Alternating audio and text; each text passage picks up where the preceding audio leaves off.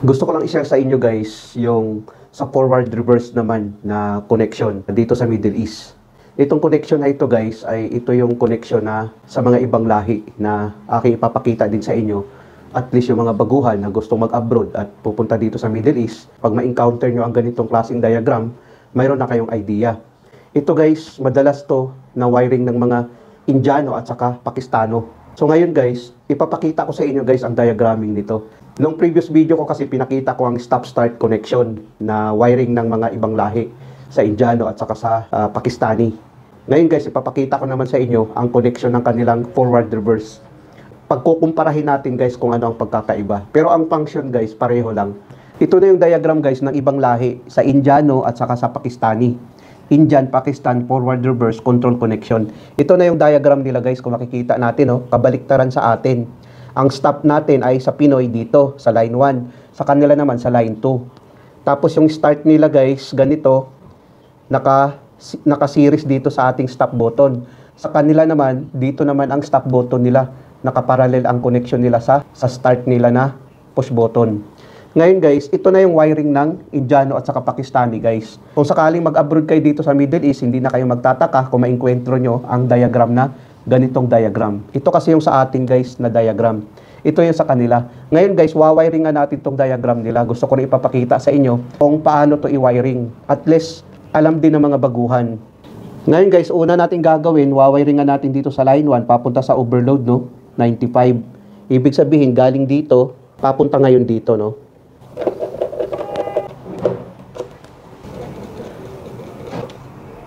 Dapat guys, nakapatay yung circuit breaker natin bago tayo mag-perform ng actual wiring para hindi tayo ma-kuryente. Ang kasunod naman yan guys, lusot naman dito sa kabila, no? Overload, papunta ngayon sa push button natin na forward. So, ibig sabihin guys, ito yung forward natin, ito yung reverse natin, no? Kung makikita natin. Ito na yung forward natin, ito yung reverse, ito yung stop push button natin, no? Ito siya. So, bali dito natin ikabit, no? Bali galing dito, papunta ngayon dito, no?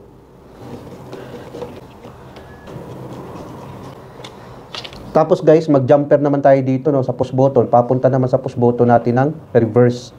Tapos yung reverse naman, magja-jumper naman tayo papunta sa number 14. So mag-jumper muna tayo dito guys, no, sa push button natin papunta sa kabilang push button. Push button ng forward papunta sa push button ng reverse, no. Galing dito papunta ngayon dito.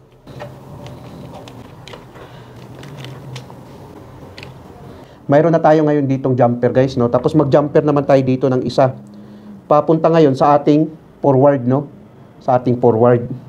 So galing dito papunta ngayon dito, no, sa ating normally open sa forward natin.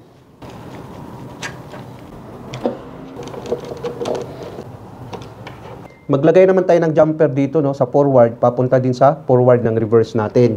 Ibig sabihin, ito siya, ilagay natin dito, tapos mag-jumper din tayo dito, no.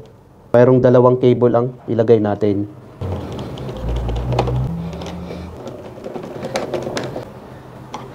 Ang kasunod naman yan guys, galing naman dito, no, sa ating start button sa forward, papunta ngayon sa normally open number 13. So ibig sabihin, galing dito, papunta ngayon dito, no.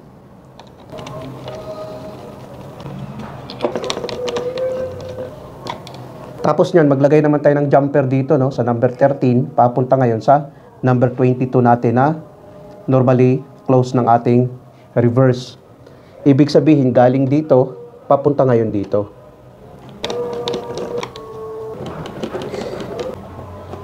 Tapos lusot naman dito sa kabila guys, no, papunta ngayon sa A1 ng ating forward. Ibig sabihin, galing dito, papunta ngayon dito.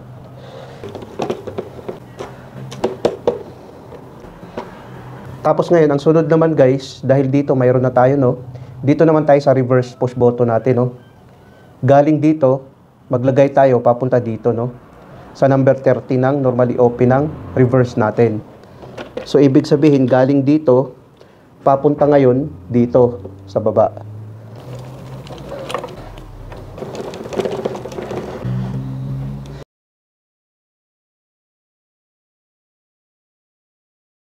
Ang kasunod naman guys, maglagay naman tayo ng jumper dito papunta sa 22 ng forward.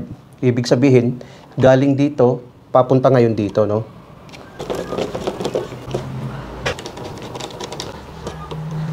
Tapos lusot naman dito sa kabila, no? Papunta ngayon sa reverse natin ng A1. Ibig sabihin, galing dito, papunta ngayon dito. Ang kasunod naman yan guys, dito naman no, mag-jumper naman tayo dito. A2 ng forward at saka A2 ng reverse, no? Bali galing dito, papunta ngayon dito.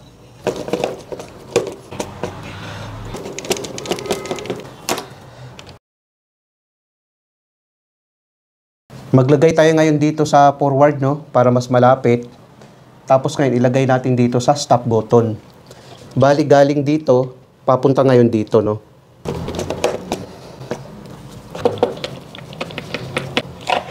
Lusot naman dito sa kabila, no? Papunta sa line 2 natin. Ibig sabihin, galing dito, papunta ngayon dito.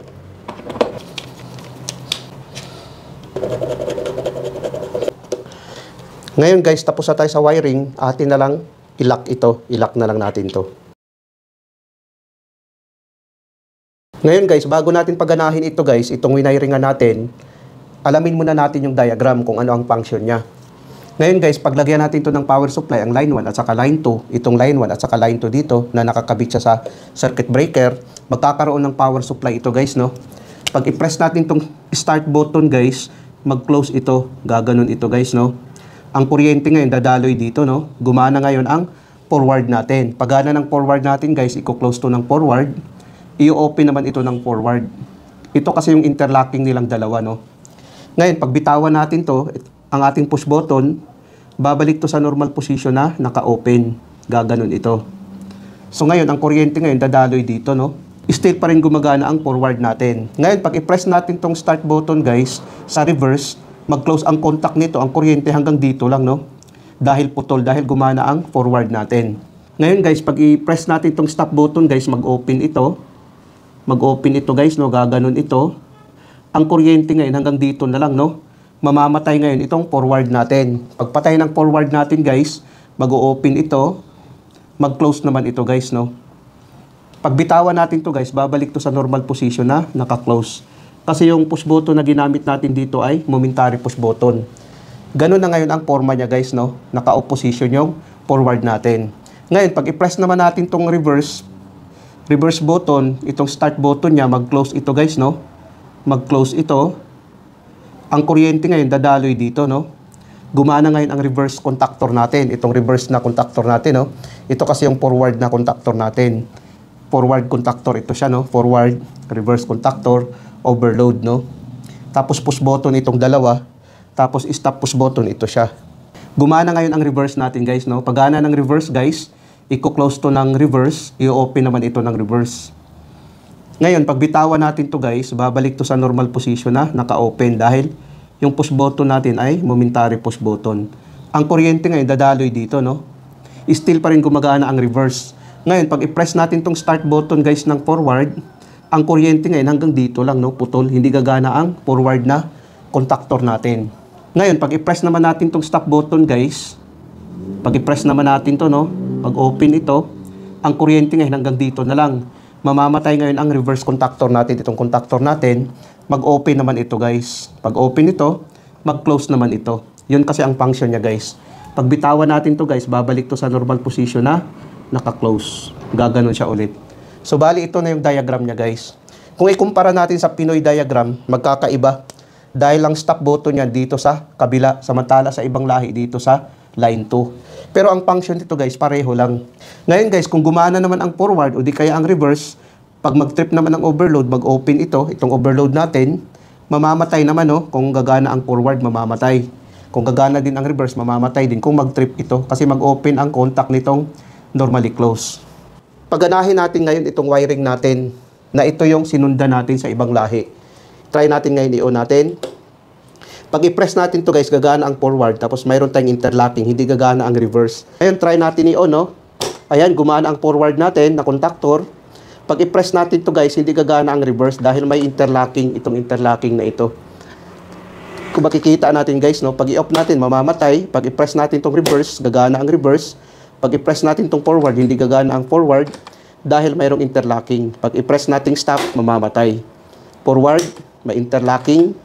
Stop, reverse, may interlocking. Tapos stop, Ganun ang function niya guys. Itong diagram na ito, walang pagkakaiba sa function nilang dalawa sa Pinoy at saka sa ibang lahi, no? Kung makikita natin, off natin, pwede rin. Kung makikita natin guys, no? May interlocking. Pag i-press mo naman ito, may interlocking din. Ganun ang function niya guys. Sana guys, nakapagbigay ito ng konting kaalaman sa mga baguhan. Maraming salamat sa inyo guys. Hanggang sa muli.